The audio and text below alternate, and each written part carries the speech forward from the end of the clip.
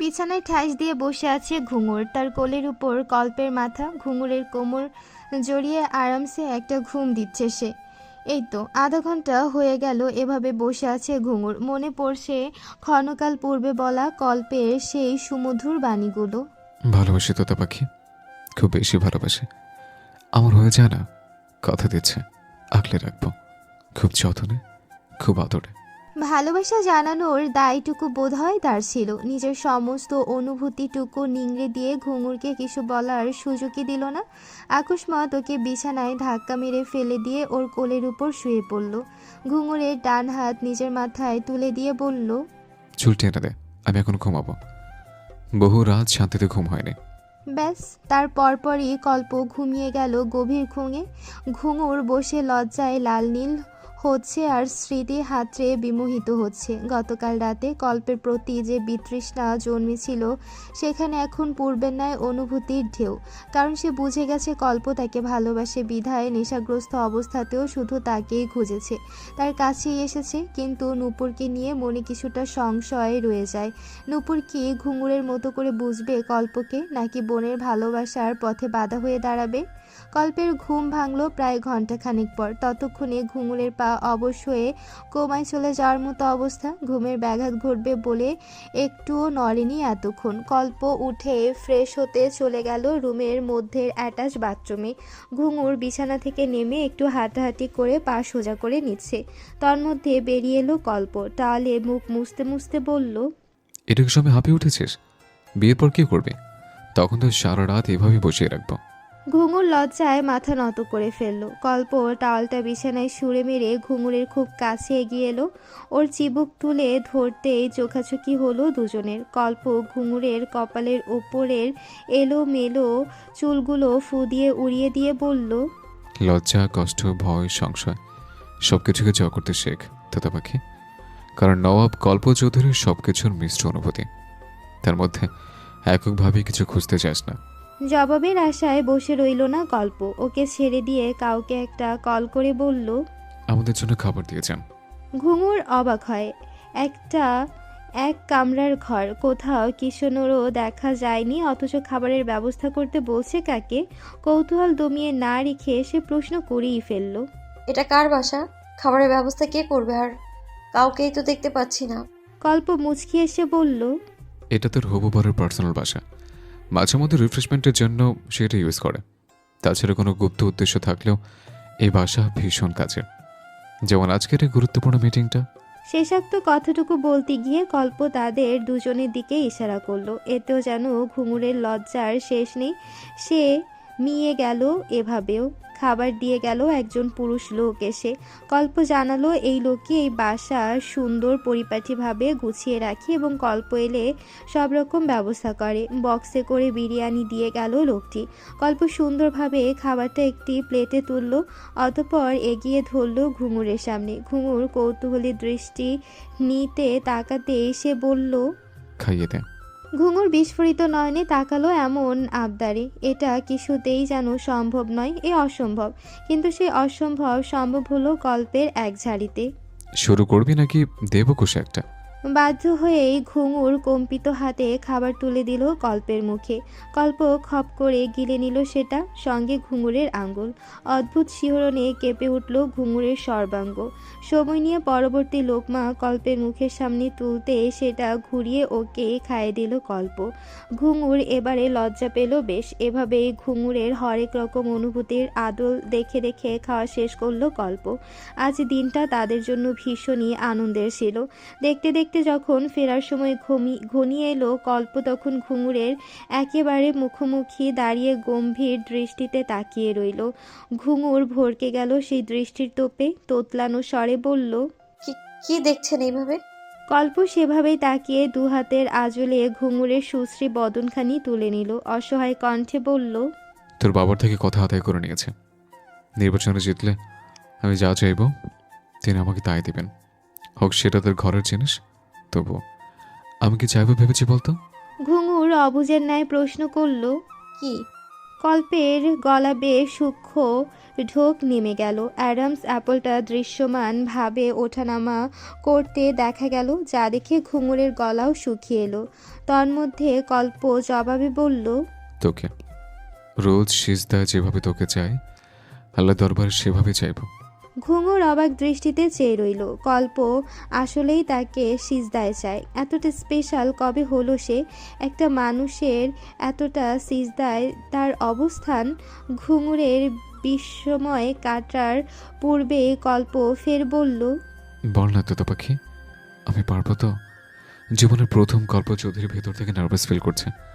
বারংবার মনে হচ্ছে একটা ভুল হবেই। এই প্রথম ঘুঙুর একটা অবিশ্বাস্য কাজ করে বসলো। নিজে থেকে খুব শক্তভাবে কল্পকে জড়িয়ে ধরল, যেন ছেড়ে দিলেই হারিয়ে যাবে। কল্পের হারিয়ে যাওয়া মনের জোর পুনর্জীবিতের জন্য ব্যাস এতটুকুই দরকার ছিল। ঘুঙুরের সঙ্গে তাল মিলিয়ে সে নিজেও শক্ত করে জড়িয়ে নিল তার তোতা পাখিকে। এভাবেই শুরু হয়েছিল তাদের প্রেমের গল্প। এর পরের দিনগুলো খুব দ্রুতই এগোতে শুরু করলো। দিনের বেশিরভাগ সময় কল্প ইলেকশনের কাজ নিয়ে পড়ে থাকে। ঘুঙুরের সঙ্গে দেখা হয় শুধুমাত্র স্কুল ছুটির সময়টায়। স্কুল শুরুর সময় কল্প আর যেতে পারে না। কাজ করাতে ঘুমোতে লেট হওয়ার দরুন সকাল সকাল ওঠা তার পক্ষে সম্ভব নয়। এদিকে জেনি আপদটা এখনও গলায় ঝুলে আছে, এটাও আরেক মুশকিল। দিন যত যায় এর উৎপাত তত বাড়ছে। কল্প চাইছে এটা নিয়ে সরাসরি মায়ের সঙ্গে আলাপ জুড়বে। বাড়িতে সে একটু শান্তি চায়। ঘুঙুরকে যে জায়গায় রাত দিন কল্পনা করে সে জায়গায় অন্য কেউ ঘুরঘুর করলে মেজাজ তো খারাপ হবেই। খাদিজা বেগম বিছানায় বসে কাপড় ভাঁজ করছেন। এমন সময় কল্প এলো দরজায়। মা, আসবো? খাদিজা ছেলেকে দেখে উৎফুল্ল হলেন, বললেন, আয় আয়, মায়ের কাছে আসতে আবার কিসের অনুমতি? কল্প মুচকি হেসে ভেতরে ঢুকলো। সে বরাবরই এমন দরজা খোলা থাকা সত্ত্বেও সর্বোপরি অনুমতি চেয়ে যে কারো ঘরে ঢোকে। ছেলের মুখ দেখে খাদিজা কিছু একটা আন্দাজ করে ফেললেন। উদ্বিগ্ন স্বরে বললেন, কি হয়েছে বাবা, সিরিয়াস কিছু? কল্প বিজ্ঞদের ন্যায় মাথা নেড়ে সম্মতি জানালো। ভীষণ সিরিয়াস। আমি চাইছি সরাসরি তোমার সঙ্গে কিছু বিষয় নিয়ে আলাপ করতে। খাদিজা ছেলের মাথায় হাত বুলিয়ে দিলেন, বললেন, আমিও তো সেই অপেক্ষাতেই ছিলাম। আমার আব্বা তার ডিস্টার্বনেস আমার সঙ্গে কবে শেয়ার করে তা শুরু করেন শুনি। কল্প শটান হয়ে বসলো। তার চেহারার ভাব কঠিন।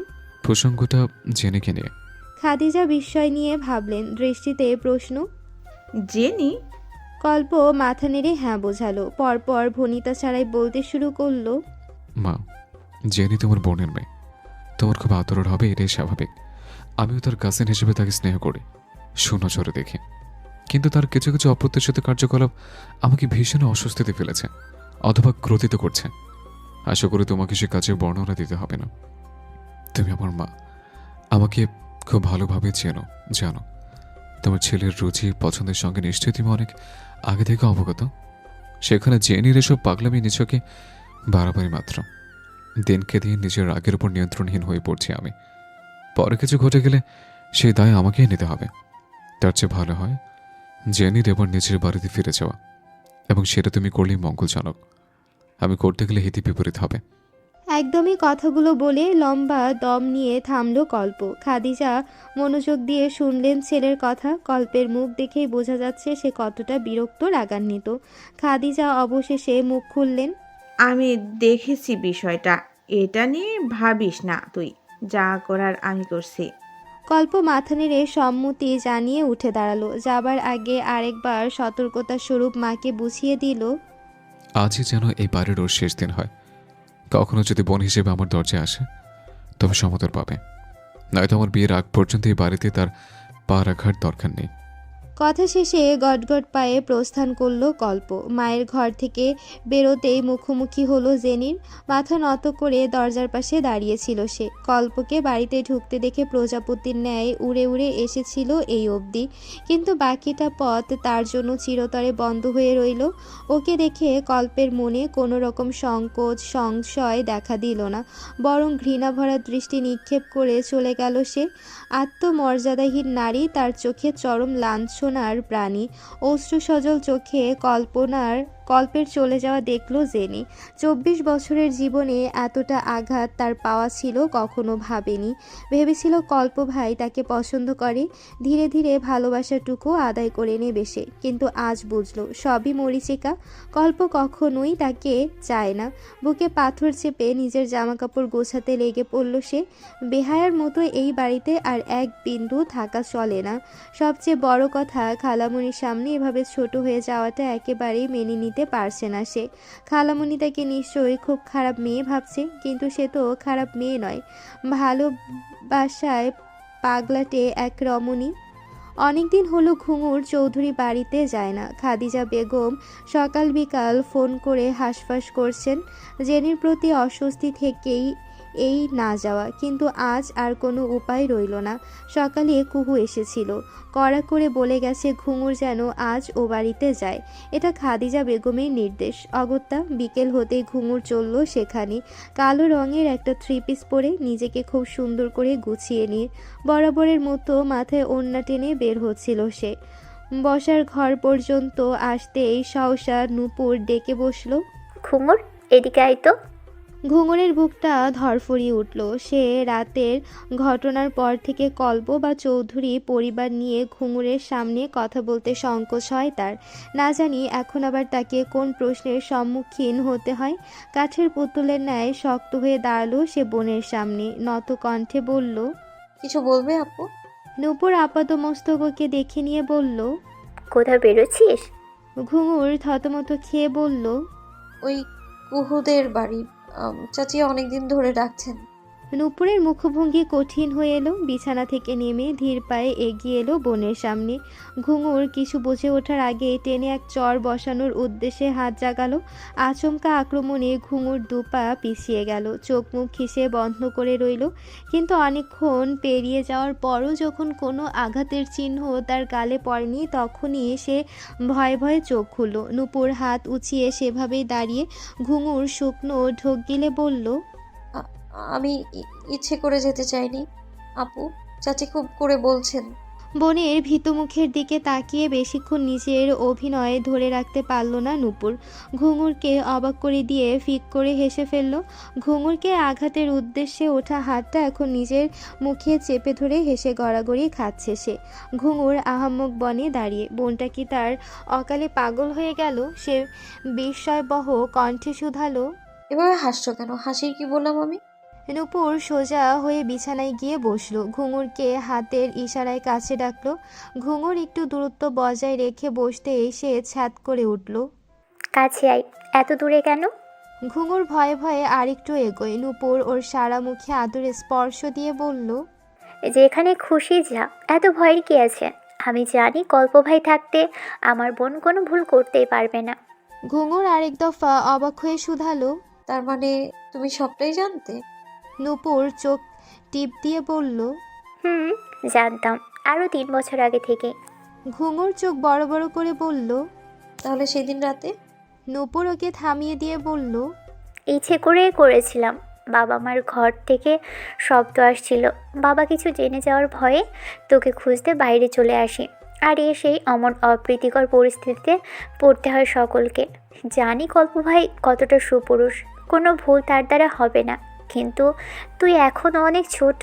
এসব অনুভূতির কথাও তোর তখন অজানা ছিল, তাই পরিস্থিতি সামাল দিতে এতটুকু নাটক করতে হয় আমাকে। কল্প ভাই অবশ্য বাড়িতে গিয়েই ফোন করেছিলেন আমাকে। কেন এমন করলাম বিস্তারিত জানতে, কিন্তু তুই গর্ধব কিছুই বুঝলি না। নূপুর আবারও হেলে দুলে হাসছে। ঘুঙুরের খুব ভালো লাগে ওই হাসি দেখে। কে বলে তার আপু একগুঁয়ে ঘর কোনো মেয়ে? তার আপু তো একটা জীবন্ত গোলাপ, যার স্নিগ্ধ সুবাদে মোমো করে আহমেদ বাড়ি। চৌধুরী বাড়ির সদর দরজায় পা রাখতেই একটা অনাকাঙ্ক্ষিত ঘটনা ঘটে গেল। মুখোমুখি হয়ে গেল ঘুঙুর জেনি। একজন প্রবেশ করছে, আরেকজন প্রস্থান। ঘুঙুর ওকে পাশ কাটিয়ে ভেতরে ঢুকতে গেল, কিন্তু এক মুহূর্তের জন্য থমকে রইল জেনি। ব্যাগপত্র হাতে এক ঝলক পেছনে ঘুরে দেখল কি অবলীলায় তার স্বপ্নের রাজ্যে অন্য কারো বিচরণ চলছে, আর তাকেই ফিরে যেতে হচ্ছে অদূরে। এটাই হয়তো নিয়তি, ভাগ্যের লিখন, না যায় খণ্ডন। খাদিজা বেগমের আহ্লাদের শেষ নেই। কতদিন পর ঘুঙুরকে কাছে পেয়েছেন তিনি। ছোটাছুটি করে এটা আনছেন ওটা আনছেন। ঘুঙুর শত বাধাতেও আজকে তাকে রুখতে পারছে না। খাইয়ে খাইয়ে চাচি বোধহয় আজ তার পেটটাকে জয়ঢাক বানিয়ে ফেলবে। ঠিক সেই সুযোগে মায়ের ফোন কবজা করে নিয়ে কুহু চলল ভাইকে ফোন করতে। দুবার রিং হওয়া মাত্র রিসিভ হয়ে গেল কলখানা। হ্যাঁ বলো। ভাইয়া তুমি কোথায় আছো? আছি ক্লাবে। কেন বলো। তোমার জন্য গুড নিউজ আছে। ঢং বাদ দিয়ে আসল কথা বলো, সময় কম আমার হাতে। ওকে, তুমি ব্যস্ত থাকলে শুনতে হবে না। তারপর ঘুঙুর আপু চলে গেলে তখন আবার আমার কান মলে দিয়ে বলো না জানো, আমাকে আগে কেন জানাসনি? কল্প সমস্ত ব্যস্ততা মুহূর্তেই গায়েব। শিথিল কণ্ঠে এসে বলল। ঘুঙুর এসেছে? কখন? কুহু হেসে বলল। এসেছে আরও আগে। এখন বসে বসে মায়ের সব জমানো আদরের অত্যাচার সহ্য করছে। কল্প কথা বাড়ালো না, ছোট করে আচ্ছা রাগ বলে ফোন কেটে দিল। কুহু রাগে গজগজ করছে ভাইয়ের এমন অকৃতজ্ঞ বোধে। সে এত সুন্দর একটা নিউজ পাচার করলো অথচ বিন্দু মাত্র বাহবা পেল না। It's very bad.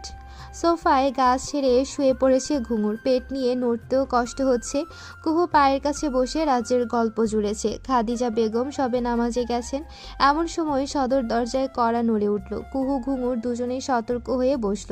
কয়েক সেকেন্ড বাদে দৃশ্যমান হলো ঘুঙুরের কল্পনার কল্পপুরুষ নবাব কল্প চৌধুরী। এলোমেলো চুল, কালো শার্ট, শার্টের আবার ওপরে 3টা বাটন খোলা, হাতা ফোল্ড করা কনুই অবধি, সানগ্লাস অনাদরে ঝুলছে শার্টের বাটনের মাঝে। আহা কি অ্যাটিটিউড!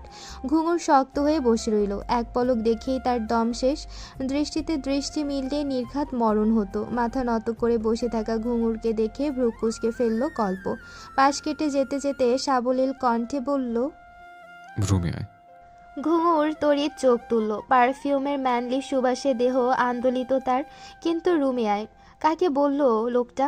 তাকে নাকি কুহুকে? কুহুর দিকে ভ্রু কুঁচকে তাকাতেই দেখল কুহু মিটিমিটি হাসছে। সে তাকাতেই চোখ টিপ দিয়ে বলল। যাও, তোমাকেই ডাকছে।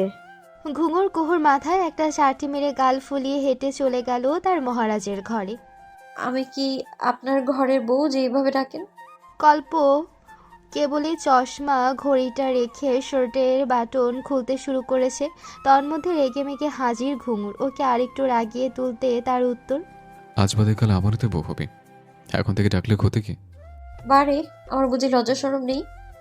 আপনার কাণ্ডে কুহুটা পর্যন্ত হেসে গড়াগড়ি খায়। চাচা চাচি দেখলে তো মরণ ছাড়া গতিই থাকবে না আমার।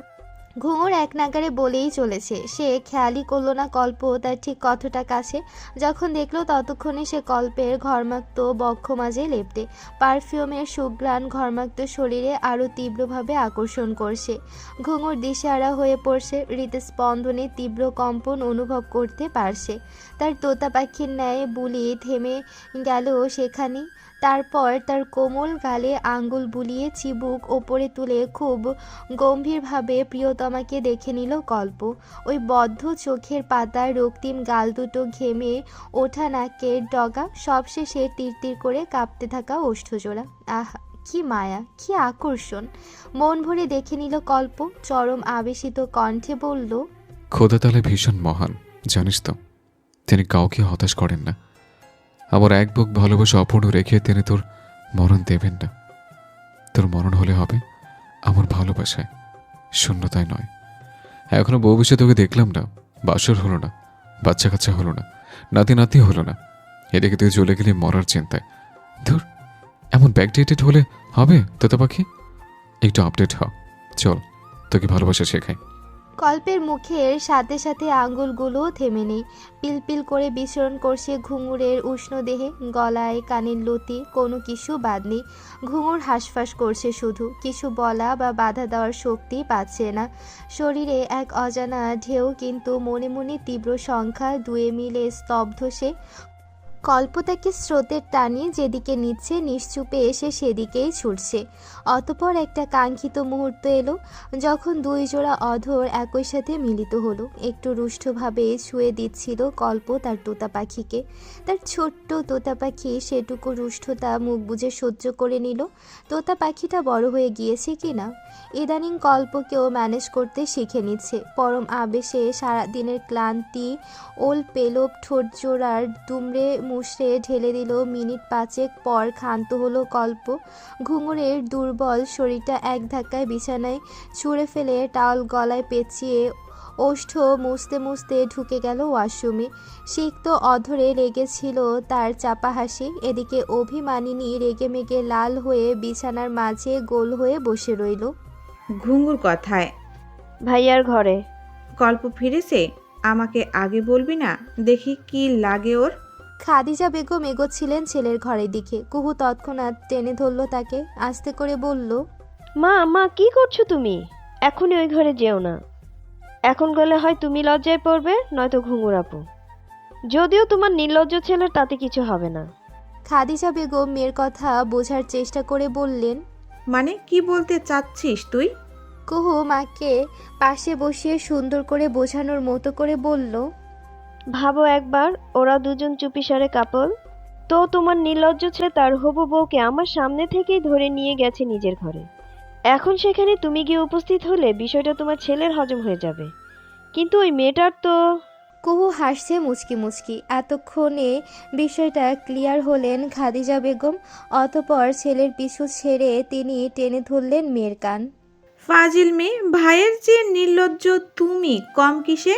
ভাইয়ের প্রেমের ফিলিস্তি শোনাচ্ছ মাকে? পাক না বুড়ি, তোকেই আগে বিদায় করব বিয়ে দিয়ে। দাঁড়া, ছেলে খুঁজছি। আহা মা, লাগছে তো, ছেড়ে দাও না।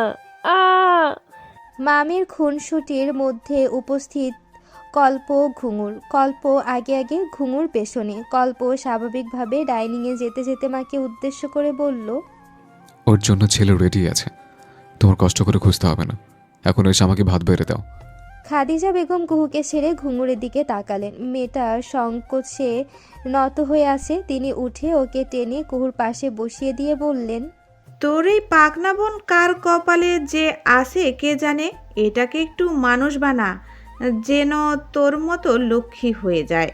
কুহুকে ঘুঙুরের হাতে দিয়ে খাদিজা চললেন ছেলের খাবার দিতে। এদিকে সুযোগ পেয়ে কুহুর পাকনামি আরও বাড়ল। ঘুঙুরকে খুঁচিয়ে খুঁচিয়ে লজ্জায় উত্ত্যক্ত করে ফেলল। ডাইনিংয়ে বসে এসবের সবটাই লক্ষ্য করছিল কল্প। সব থেকে উপভোগ্য ছিল তার তোতা পাখির লাজে রাঙা হাসি। মার্চ মাসের শুরু। বইয়ের পাতায় পুরোপুরি ডুবে থেকে ঘুঙুরের দিন যায়। এসএসসি এক্সাম শুরু হতে আর মাত্র 3 দিন বাকি। মোট কথা দম নেওয়ার সময় নেই। ওদিকে কল্পের সময়ও ব্যস্ত যায়। আগামী মাসেই ইলেকশন, যে করেই হোক তাকে এই ভোটে জিততেই হবে। পিতৃসম চাচার কাছে হার জিত বলে কিছু নেই, কিন্তু এই জিতের বিনিময় তো তার তোতা পাখিকে জেতার সুযোগ। এটা তো কিছুতেই হাতছাড়া করা যায় না। দুই দিকে দুই প্রেমিক যুগল আপাতত প্রেমটুকু সযত্নে সরিয়ে রেখে ছুটেছে নিজেদের লক্ষ্যে। মেয়ের জন্য নাস্তা নিয়ে এলেন নলিনা বেগম। রাত দিন এক করে এতটা পরিশ্রম করছে মেয়েটা দেখে ওনার মন পড়ে। মনে হয় মেয়ে দুটো ছোট থাকলেই ভালো হতো। এই যে পরীক্ষার আগে আগে ওদের মুখ শুকিয়ে এইটুকুন হয়ে যায়, এটা কি মা হিসেবে তার দেখতে ভালো লাগে? মেয়েদের বেহাল দশা কিছুটা কমিয়ে আনতেই তো একটু পর পর এটা ওটা খাবার নিয়ে হাজির হন। এখনও এলেন নুডলসের বাটি হাতে। অনেক হয়েছে পড়াশোনা, এবার এটা খেয়ে নে তো দেখি। ঘুঙুর বইয়ের পাতা থেকে মুখ তুলে চায়। মায়ের হাতে খাবার দেখে মুহূর্তেই নাক মুখ কুঁচকে ফেলে বলল, মা, আর কতবার বলে তুমি বুঝবে যে আমার এখন মুড নেই খাবার? পড়ার জ্বালায় গলা দিয়ে খাবার নামে না আমার। নলিনা মেয়ের উপর একদমই রাগলেন না, বরং নুডলসের বাটিতে হাতে তুলে নিয়ে ঘুঙুরের পাশে বসলেন। কাঁটা চামচে নুডলস উঠিয়ে আদরের ভঙ্গিতে মেয়ের মুখের সামনে তুলে ধরে বললেন, আর তোরা কবে বুঝবি বলতো?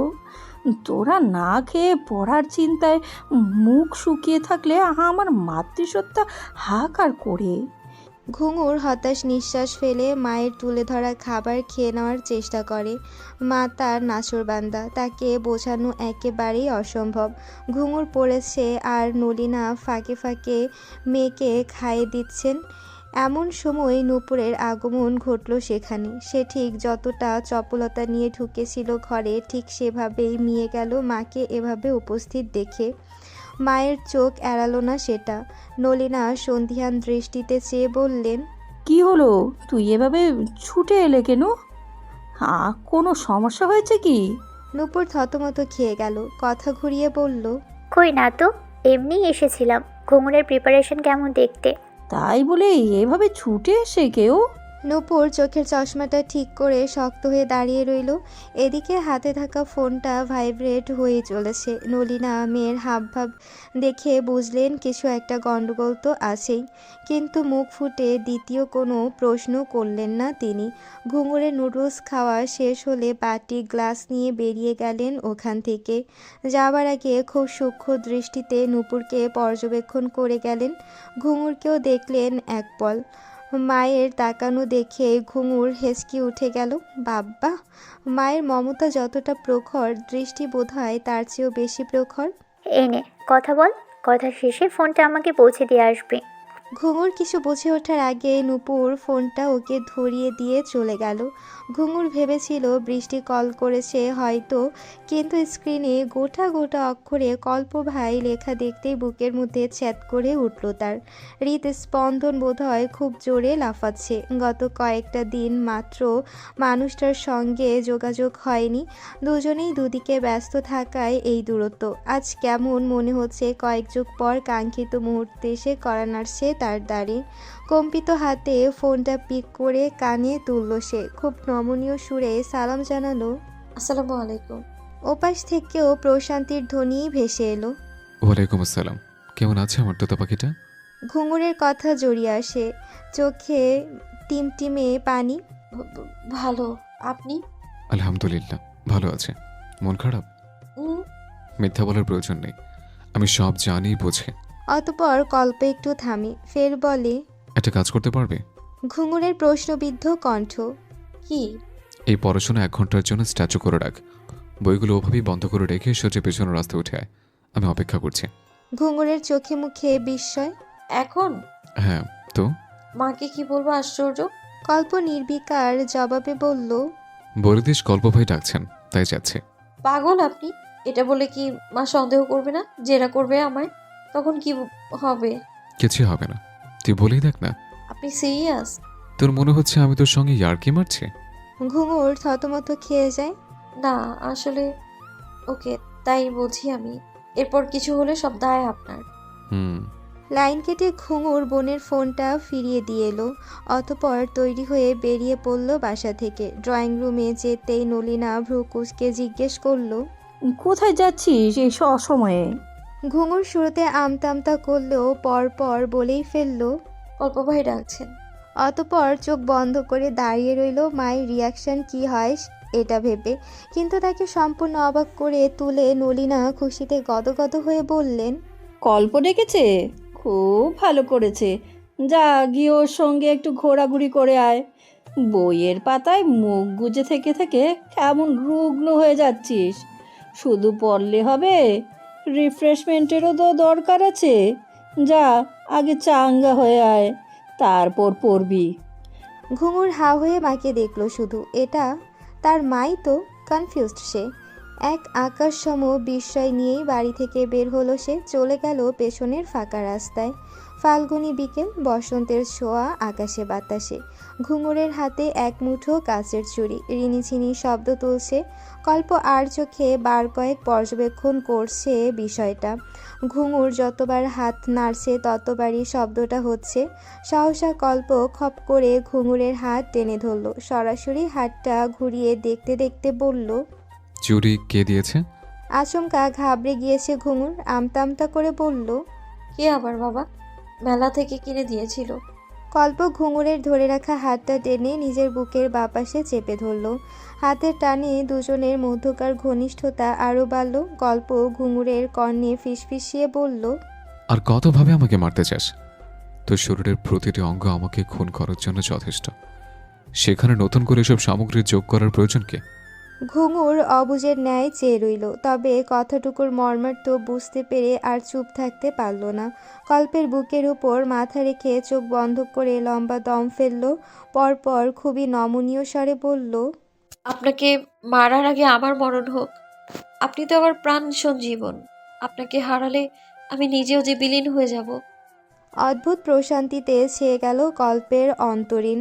তার লাজুক তোতা পাখি মাঝে মধ্যে অপ্রত্যাশিত কিছু বলে তাকে চমকে দেয়, যা শুনে তার মন সর্বদা বলে সে ভুল কাউকে বেছে নেয়নি। জীবন তাকে সঠিকটাই উপহার স্বরূপ দিয়েছে। এই উপহারকে সারা জীবন আগলে রাখার দায়িত্ব তার। ঘুঙুরকে আরেকটু জড়িয়ে নিয়ে ললাটে আলতো চুমু এঁকে দিল কল্প। শত ব্যস্ততার মধ্যেও তাদের এই মুহূর্তটুকু প্রিয় সুখের একটি। নদীর ধারে প্রিয় পুরুষের বক্ষে অনেকটা সময় পেরিয়ে গেল। কখন যে সায়াহ্ন নেমেছে বেখেয়ালি ঘুঙুর টেরি পায়নি। যখন দেখলো আধার ধরণীতে ঘনিয়ে আসছে, তারপরের মুহূর্ত খুবই দুশ্চিন্তায় কাটল তার। ব্যতিব্যস্ত হয়ে কল্পকে বলল, তাড়াতাড়ি উঠুন, রাত হয়ে যাচ্ছে। বাবা বাড়িতে ফিরে আমাকে না পেলে চরম দুর্ভোগ আছে কপালে। প্লিজ বাড়ি দিয়ে আসুন। কল্প উঠল ঠিকই, কিন্তু তার মধ্যে কোনো ভাবান্তর নেই। সে নির্বিকার বাইকে গিয়ে বসলো। ঘুঙুরকে ইশারায় উঠতে বলে বলল, ফুচকা খাবি নাকি চটপটি? টিকিয়াও নিতে পারিস সঙ্গে। ঘুঙুর অবাক না হয়ে পারল না। এই লোক কি তার সঙ্গে মজা করছে? এখন কি খাবার সময়? মনের কথা মনে রেখে সে বলল, কিছু খাবো না, শুধু বাড়ি যাব। সেটা তো হবে না, খেতেই হবে। ঘুঙুর কণ্ঠে প্রবল আকুতি মিশিয়ে বলল, প্লিজ। কল্প তবুও শোনে না। No way. ঘুঙুর এভাবে একটা ট্রিক্স ফলো করলো। কল্পকে পেছন থেকে জড়িয়ে ধরে কাঁধে মাথা রেখে বলল, প্লিজ এখন না, লেট হলে বাবা বাড়ি চলে আসবে। এই মুহূর্তে যদি ধরা পড়ে যায় আপনার সব পরিকল্পনা বৃথা যাবে। আপনি কি সেটাই চাইছেন, নাকি আরও কিছু দিন ধৈর্য ধরে নির্বিঘ্নে আমায় জয় করতে চাইছেন? ঘুঙুরের ট্রিক্সটা বোধহয় কাজে দিল। নাসুরবান্দা কল্প হার মানল।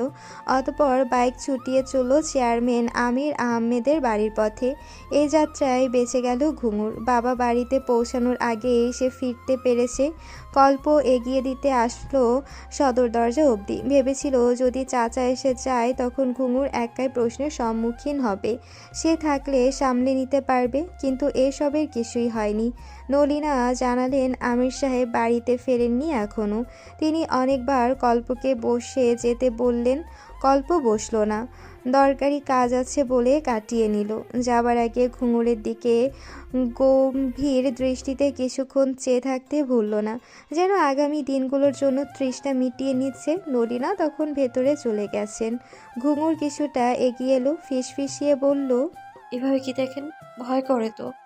কল্পের কণ্ঠ নিষ্প্রভ শোনালো, তোতা পাখি আমার হয়ে যায় না। গভীর রাতে ভীষণ অস্থির লাগে। হৃদয়ের সঙ্গে সঙ্গে বিছানা জোরের প্রবল শূন্যতা।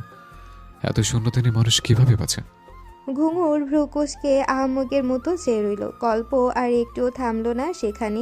কতটুকু বলেই গটগটিয়ে চলে গেল। ঘুঙুর শূন্য দৃষ্টিতে তাকিয়ে খুঁজতে লাগলো গভীর রাতে অস্থিরতার কারণ।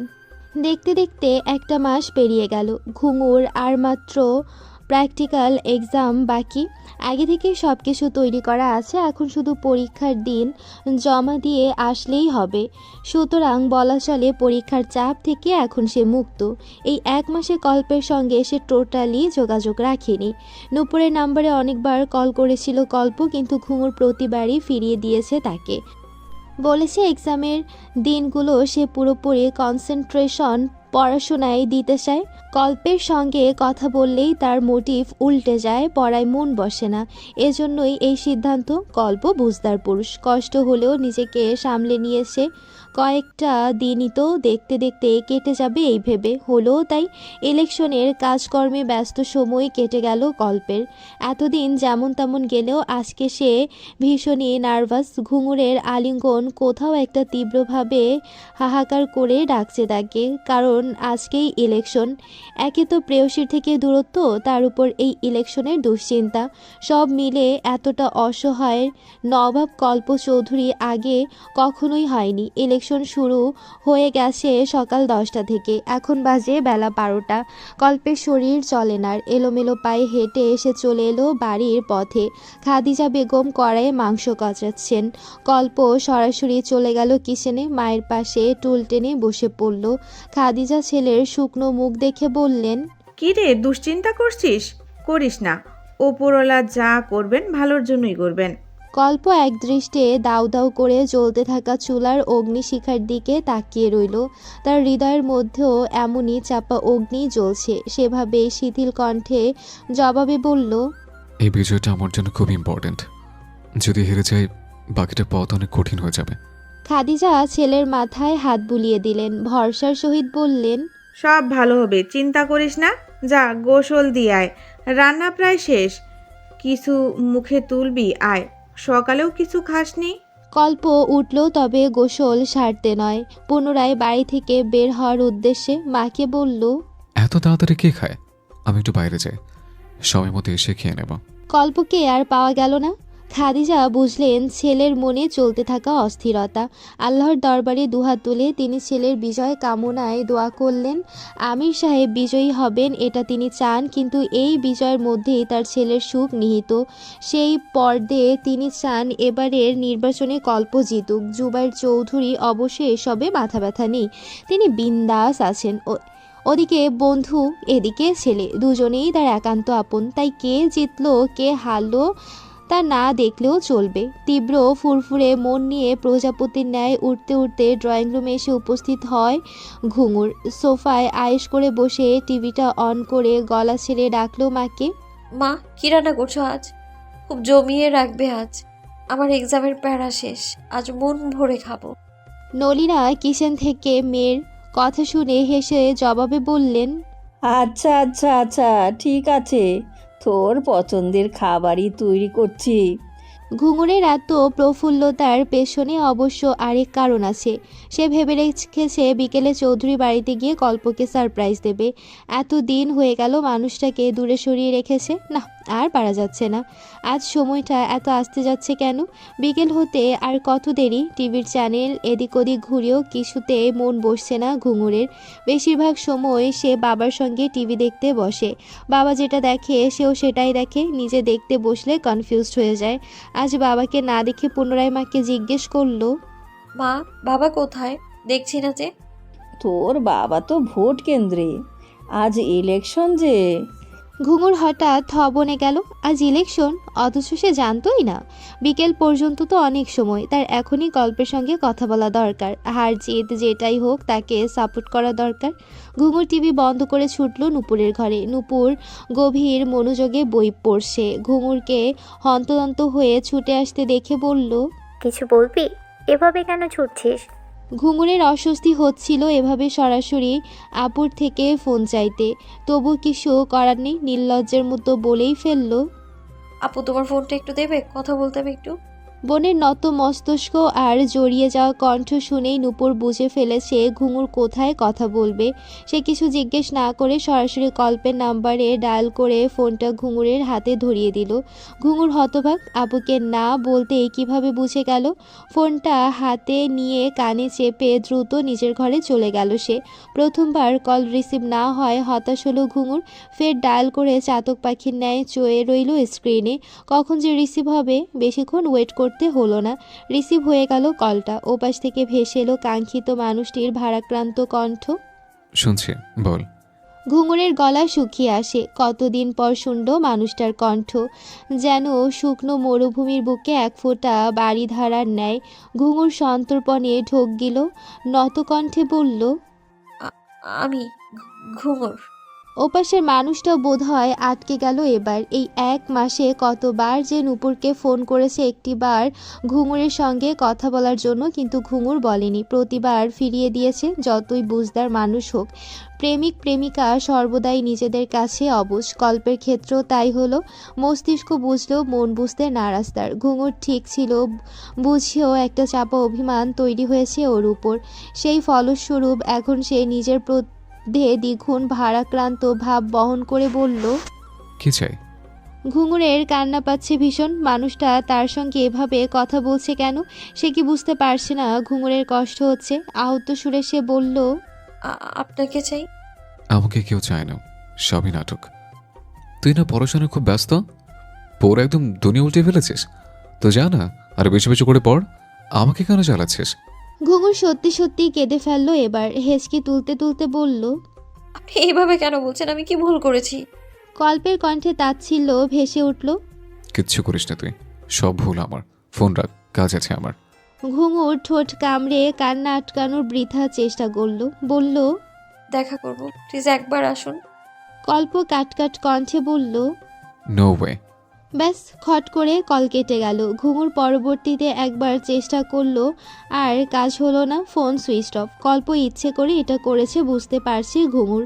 ফোনটা নূপুরকে ফিরিয়ে দিয়ে এসে দরজা আটকে কাঁদতে বসে গেল সে।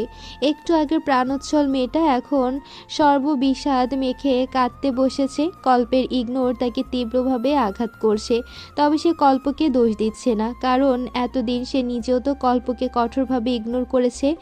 তারও নিশ্চয়ই এতটাই কষ্ট হয়েছে। কোন মুখে এখন সে কল্পের দোষ খুঁজবে? আপু তাকে অনেকবার বলেছিল একটাবার কথা বলতে, কিন্তু সে বলেনি। কিভাবে বলবে? তার সঙ্গে কথা বললেই যে মন অন্য জগতে হারিয়ে যায়। দিন দুনিয়া ভুলে উতলা হয়ে ওঠে একটাবার দেখা পাবার। আপুর থেকে শুনেছে কল্পনা কি তার সঙ্গে কথা বলতে স্কুলের গেটেও গিয়েছিল, কিন্তু বোর্ড পরীক্ষায় সিট প্ল্যান অন্য স্কুলে বিধায় বাবার সঙ্গে যাতায়াত করেছে ঘুঙুর। এজন্য এই সুযোগটাও হাতছাড়া হয়ে গেছে কল্পের। নিজের করা ছোট্ট ভুলে নিজেই পস্তাচ্ছে ঘুঙুর। কিভাবে দেখা করবে মানুষটার সঙ্গে? কিভাবে মান ভাঙাবে? বিকেল পর্যন্ত দেরি সইতে পারল না ঘুঙুর। ইনিয়ে বিনিয়ে মাকে ম্যানেজ করে এই ভর দুপুরে ছুটল চৌধুরী নিবাসে। রাস্তা যেন আজ ফুরাতেই চায় না। ঘুঙুর হেঁটে এগোতে না পেরে ছুটতে শুরু করলো। এতেই লাভ হলো, খুব তাড়াতাড়ি পৌঁছে গেল। কিন্তু ছুটে আসায় তার নিঃশ্বাসের গতি বেড়ে গেছে। খাদিজা বেগম ওকে এভাবে ক্রমান্বয়ে হাঁপাতে দেখে উদ্বিগ্ন কণ্ঠে বললেন, এভাবে হাঁপাচ্ছিস কেন? কুকুরের তাড়া খেয়েছিস নাকি? ঘুঙুর এটাই মেনে নিল, কারণ না বললে চাচি তখন আসল সত্যি জানতে চাইবে। তাই বলল, হ্যাঁ, কুকুর তাড়া করেছিলাম। আমাকে একটু পানি দাও না চাচি, গলা শুকিয়ে গেছে। খাদিজা ঘুঙুরের নাজেহাল অবস্থা দেখে পানি নিয়ে এলেন, নিজের হাতে খাইও দিলেন। পানি খেয়ে কিছুটা শান্ত হলো ঘুঙুর, তার দৃষ্টি আশেপাশে। খাদিজা বেগম সরাসরি বললেন, কাউকে খুঁজছিস? ঘুঙুর আমতামতা করে বলল, হ্যাঁ, ওই কুহু কোথায়? দেখছি না যে। কুহু তো স্কুলে। তোর পরীক্ষা কেমন হলো? কতদিন পর এলি? চাচিকে তো ভুলেই বসেছিস। এভাবে বলো না। তোমাকে কিভাবে বলতে পারি? জানোই তো কত পড়া ছিল। এখন ঝাড়া হাত পা। রোজ তোমাকে এসে ইচ্ছে মতো জ্বালাবো। খাদিজা ঠোঁট প্রসারিত করে হাসলেন। যত খুশি জ্বালা, তোদের জন্য জ্বলতে জ্বলতে জ্বালানি হতেও আমি রাজি। ঘুঙুর বসা থেকে উঠে খাদিজা বেগমকে আদরে ভঙ্গিতে জড়িয়ে ধরল। আহ্লাদি স্বরে বলল, ইউ আর সো সুইট চাচি, I love you so much. খাদিজার হাসি আরও চওড়া হলো। তিনি ঘুঙুরকে পুনরায় চেয়ারে বসিয়ে বললেন, এই ভর দুপুরবেলায় এভাবে ছুটে এলি যে? কিছু তো কারণ একটা অবশ্যই আছে। ঘুঙুর ধরা পড়ে কথা ঘুরিয়ে ফেলল। বলল, কেন, কারণ ছাড়া আসতে পারি না বুঝি? তোমাকে দেখি না কতদিন, তর সইল না আর চলে এলাম। খুব ভালো করেছিস, তুই বস, আমি গোসলটা সেরে আসি, তারপর খেতে দিব তোকে। মাংসের ঝোল করেছি, পোলাও, আরও অনেক কিছু, জমিয়ে খাবি। তাই এত কিছু কেন? স্পেশাল ডে নাকি আজ? স্পেশালি তো, আজ ইলেকশন যে, কল্পের জন্য করেছি সব। ছেলেটার মনের ওপর দিয়ে যা যাচ্ছে, তাই একটু চেষ্টা করছি ওকে খুশি করতে। ঘুঙুর এবারে সিরিয়াস হলো। সব কিছু জেনে বুঝে অবুঝের ন্যায় প্রশ্ন করল, কেন, কি হয়েছে তোমার ছেলের? মনের উপর কি চলছে?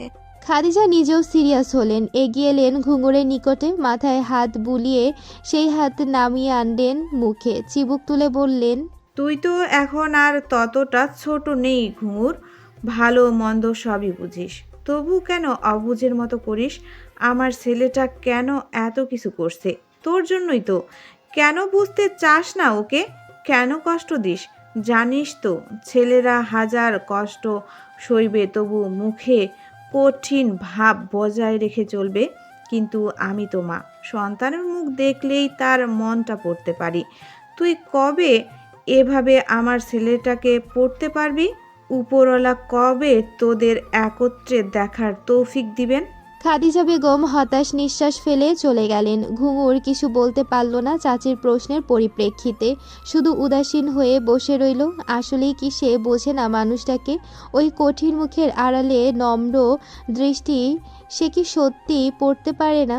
দম বন্ধকর পরিস্থিতি থেকে মুক্তি পেতে দুপুর 3টে নাগাদ কল্প বাড়িতে চলে এলো। 4টা পর্যন্ত ভোট দেওয়ার সময়সীমা, তারপর সন্ধ্যার মধ্যে ডিক্লেয়ার দেওয়া হবে বিজয়ীর নাম।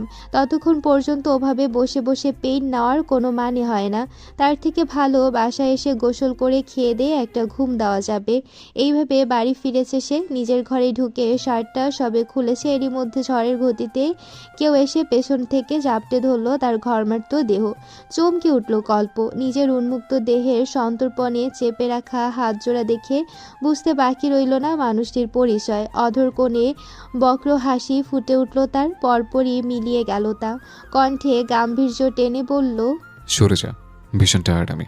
ঘুঙুর সরল না মোটেই, বরং আরও শক্ত হাতে চেপে ধরল। আহ্লাদি স্বরে বলল, ছেড়ে দিলেই হারিয়ে যাবেন। ধরে রাখতে চেয়েছিস কখনো? খুব করে চেয়েছি, এখনও চাইছি। আপনি বুঝতে পারছেন না, ভুল বুঝে দূরে সরিয়ে দিতে চাইছেন, কিন্তু বুঝতে পারছেন না কেন আমার ভীষণ কষ্ট হচ্ছে। আপনি না বুঝলে কে বুঝবে আমায়? আপনার সঙ্গে কথা বলে এক্সামে মনোযোগ নষ্ট হচ্ছিল। আপনার কণ্ঠ শুনলে আমি স্থির থাকতে পারি না, মনে হয় সব কিছু ছেড়ে ছুড়ে চলে যাই আমি। মস্তিষ্ক জুড়ে শুধু তখন আপনিই বিরাজ করেন। নিরুপায় হয়ে দূরে সরে থেকেছি আমি। এবারের মতো মাফ করে দিন, আর কখনো এমন ভুল হবে না। দুনিয়া উল্টে গেলেও আপনার থেকে দূরে থাকার কথা ভাববো না, প্রমিস। কল্প স্থবির হয়ে আবেগে মেয়েটির প্রতিটি কথা শুনল। সত্যি তার তোতা পাখি অনেক বড় হয়ে গেছে, এতটাই বড় যে তাকেও সামলাতে চেষ্টা করছে। সময় খুব দ্রুত যায়। চোখের সামনে 2 বেনি গেঁথে স্কুলে যাওয়া মেয়েটা কিছুদিন পর থেকে কলেজ যাবে, আর এখনই কি সুন্দরভাবে গুছিয়ে কথা বলছে। এই প্রথমবারের মতো কল্প অনুভব করলো নিজের জন্য ঘুঙুরের ব্যাকুলতা।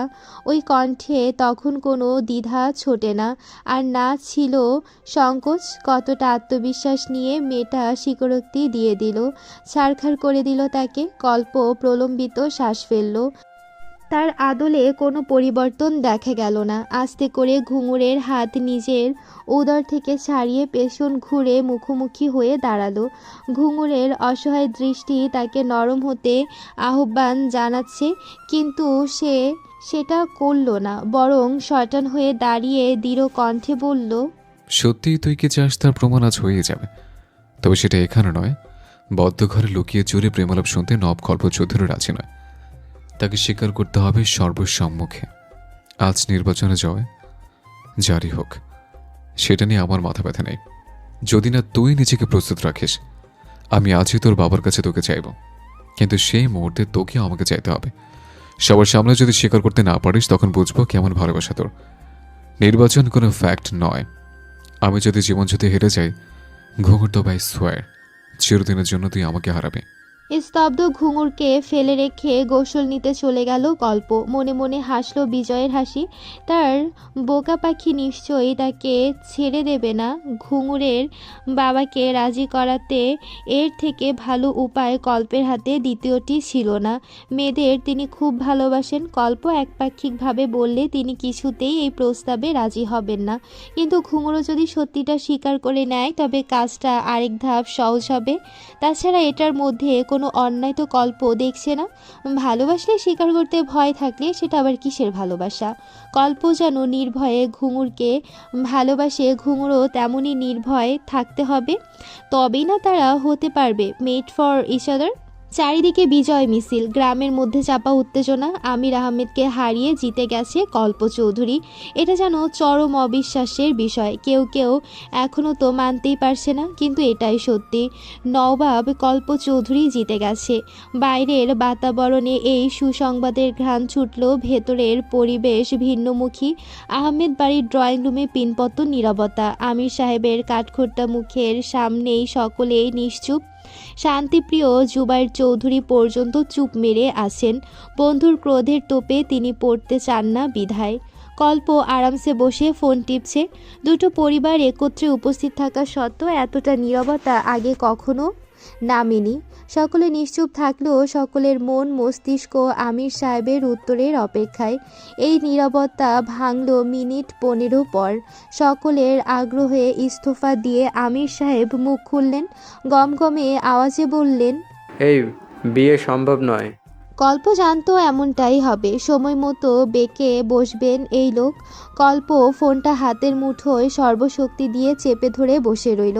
আপাতত সে কিছু বলতে চাইছে, কিন্তু তার আগেই তার হাত চেপে ধরলেন খাদিজা বেগম। ইশারায় বোঝালেন চুপ থাকতে। অতঃপর মুখ খুললেন তিনি, বিনয়ী স্বরে বললেন, কিন্তু ভাইজান।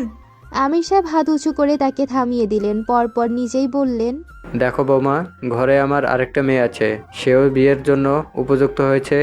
আগে তার বিয়ে হোক, তারপর ছোটটাকে নিয়ে ভাববো। এর আগে কিছু বলতে পারছি না। খাদিজা আরেকটু নম্র কণ্ঠে বললেন, তাহলে বলতে চাইছেন নূপুরের বিয়ে হয়ে গেলে ঘুঙুরকে নিয়ে আপনার আর কোনো আপত্তি থাকবে না? আমির সাহেবের চেহারায় চরম অসন্তোষ ফুটিয়ে বললেন, মেয়ে যখন পচা শামুকে পা কেটে নিয়েছে, তখন আর কি করার? দেখলে না কেমন নির্লজ্জের মতো সকলের সামনে বলে গেল সে ভালো টালো বেসেছে। দেখছে এখনই কি অধপতন, দেখছেন এখনই কি অধপতন তোমার নির্লজ্জ ছেলের সঙ্গে পেয়ে এই হাল। ভবিষ্যতে যে কি আছে কপালে আল্লাহ মালুম। আমির সাহেব একটু থামলেন। এদিকে তার কথা শুনে সকলের অধরে চাপা হাসি। তিনি ফের বললেন, তোমরা থাকো, রাতের খাবারটা সবাই একসঙ্গে খাবো। আমি বাজার থেকে আসি। এই আহম্মক, তুই বসে কেন? উঠে আয় শালা। শেষাক্ত কথাটি তিনি জুবাইর চৌধুরীকে মিন করে বললেন। জুবাইর চৌধুরী উঠে আসতে আসতে একটু ভাব নিয়ে বললেন, কে তোর শালা? বেয়াই বল, বেয়াই, বুঝলি, বেয়াই। আমির সাহেব তাচ্ছিল্য করে বললেন, আগে আসুক সেই অলক্ষণে সময়, তারপরে দেখা যাবে তোর মতো গাদাকে বেহাই ডাকতে হয় কিনা। জুবাইর চৌধুরী হেসে বন্ধুর কাঁধে হাত রাখলেন। দুজনের যাত্রাকালে কল্প বলে উঠল, তোমরা বাড়িতেই থাকো, বাজার আমি করে আনছি। সঙ্গে সঙ্গে আমির সাহেব তেতে উঠলেন। খাদিজা বেগমের উদ্দেশ্যে বললেন, বৌমা, তোমার ছোকরাকে বলে দাও একটা নির্বাচনে জিতে সে এমন কিছু হয়ে যায়নি যে বাপ চাচাকে তুচ্ছ তাচ্ছিল্য করবে। আমরা এখনও আমাদের জন্য যথেষ্ট। আগে বুড়ো হই, তারপর দেখব তাদের করুণা লাগে কিনা। অগত্যা দুজনে চলে গেল। কল্প মনে মনে শক্ত কিছু উচ্চারণ করলেও মুখে চুপ রইল। হাজার হোক হবু শ্বশুর বলে কথা, 1 ইঞ্চি ছাড় তো দেওয়াই যায়। এদিকে তারা চলে যেতেই নলিনা আর খাদিজার মধ্যে সে কি আনন্দ! মিষ্টি মুখ কড়াকড়ি শুরু হয়ে গেছে ইতিমধ্যে। নূপুরও খুশি মনে বসে আছে সকলের মধ্যে, কিন্তু বাবার কথায় একটু একটু চিন্তা হচ্ছে তার। এটা বোঝাই যাচ্ছে তার বিয়ের ঘণ্টাও খুব শীঘ্রই বাজতে চলেছে। মিষ্টি খাওয়ার এক পর্যায়ে খাদিজা বেগম আড়াল থেকে লুকিয়ে থাকা ঘুঙুরকে টেনে বের করে নিয়ে এলেন। লজ্জায় আপাতত তার সর্বাঙ্গ নেতিয়ে আছে। কল্প এতক্ষণ এই অপেক্ষাতেই ছিল। কুহু তো অলরেডি খোঁচানো শুরু করে দিয়েছে তাকে। বৃষ্টিও উপস্থিত। সকলে মিলে আজ খুব সুন্দর একটা ঝকঝকে দিন। কল্পের সামনে আজ এক নতুন ঘুঙুর দাঁড়িয়ে। কল্প মুগ্ধ হয়ে তাকে দেখছে। মনে পড়ছে ক্ষণকাল আগে সর্বসম্মুখে বলা ঘুঙুরের সেই অকপট স্বীকারোক্তি, আমিও তাকে ভালোবাসি। ব্যাস, তারপরই তো নরম হয়েছেন আমির সাহেব। মেয়েদের চাওয়া পাওয়া তিনি কখনো অপূর্ণ রাখেন না, কিন্তু কল্প কখনো ভাবতেই পারেনি ঘুঙুর এতটা সাহস রাখতে পারবে। আজ সে অবাক, বিস্মিত, বাকরুদ্ধ। তার তোতা পাখি কত বড় হয়ে গেল। কুহু বৃষ্টি তো এখন থেকে প্রস্তুতি শুরু করে দিয়েছে বিয়েতে তারা কি কি করবে, কি কি পরবে, সব কিছু নিয়ে। ঘুঙুর ওদের কাণ্ড দেখে লজ্জা পাচ্ছে। এতটা বাচ্চামু করছে দুটোই। এদিকে তার তো লজ্জায় মরে যেতে ইচ্ছে করছে। ইস, এরপর কিভাবে বাবার সামনে যাবে সে? তখন তো পরিস্থিতির চাপে নির্দ্বিধায় স্বীকার করে নিয়েছিল ভালোবাসার কথা, কিন্তু এখন কি হবে? বাবাকে এই মুখ কি করে দেখাবে সে? এই ভয়ে তখন থেকে ঘরে ঘাপটি মেরে বসে আছে। বাবা চাচা বাজার থেকে ফেরার পর থেকে এক পাও ঘরের বাইরে বের হননি। কিন্তু আর বোধহয় পারা গেল না, কারণ নলিনা বেগম এসে সকলে খেতে ডেকে গেলেন। দুই পরিবার কতদিন পর আজ একসঙ্গে হয়েছে, এতটা সুন্দর ডিনার হতে চলেছে, সেখানে সকলকে উপস্থিত থাকতে হবে। একে একে সবাই চলেও গেল। ঘুঙুর গেল অনেকটা সময় ব্যয় করে। মাথা যতটা পারা যায় নত করে সে গিয়ে বসলো একেবারে কর্নারের চেয়ারটাতে। আশ্চর্য, ঠিক তার পাশেরটাতে কল্প গিয়ে ধপাস করে বসে পড়ল। ঘুঙুর চোখ বড় বড় করে তাকিয়ে দেখলো তাকে। এতটা নির্লজ্জ মানুষ হয় এভাবে সবার মধ্যে পাশে এসে বসার মানে কি? নিজের তো লজ্জা শরম নেই, অথচ তাকে লজ্জা দিয়ে দিয়ে শেষ করে ফেলছে। সবার সামনে কিছু বলতেও পারল না ঘুঙুর, চুপ করে মাথা নিচু করে বসে রইল। কল্পের ভাবভঙ্গি একেবারে স্বাভাবিক, সে গা ছেড়ে বসে আছে। ঘুঙুরের অস্বস্তি একটু কাটলো যখন দেখলো খাবার সময়টা কেউ তাদের নিয়ে পড়ে নেই, যে যার মতো খেতে ব্যস্ত। এটা দেখে যেই না একটু স্বস্তির নিঃশ্বাস ফেলছিল ঘুঙুর, তখনই তার শ্বাস পুরোপুরি রোধ করে দিয়ে কল্প একটা দুর্দান্ত কাজ করে বসলো। ঘুঙুরের পাতে নিজের পাত থেকে এক পিস মাংস তুলে দিল। ঘুঙুর বিস্ফোরিত নয়নে পুরো টেবিলে সবার দিকে চোখ বুলিয়ে নিল। না, কেউ দেখেনি হয়তো। বুকে হাত দিয়ে দম নিল সে। পরপর রাগী দৃষ্টিতে কল্পের দিকে তাকালে কল্প মুচকি এসে চোখ টিপ মেরে দিল। তব দেখে ঘুঙুর তড়িৎ মাথা নামিয়ে দিল। না, ওই অসভ্য পুরুষের দিকে আর তাকানো যাবে না। ফের কি করে বসে? এভাবেই দুষ্টু মিষ্টি খুনসুটিতে কেটে গেল সেই রাতটি। চৌধুরী পরিবার বাড়ি ফিরল রাত 11টার দিকে। বৃষ্টি আগেই চলে গেছে। এখন মধ্যরাত। ঘুঙুরের চোখে ঘুম নেই। স্বপ্নের মতো ছিল আজকের দিনটা। সময় যে কিভাবে ফুরিয়ে গেল। বিছানায় এপিট ওপিট করে সে শুধু ভেবে চলেছে যাত্রাকালে কল্পের বলে যাওয়া সেই বাক্যটুকুই। আমার হতে প্রস্তুত হয়েছে।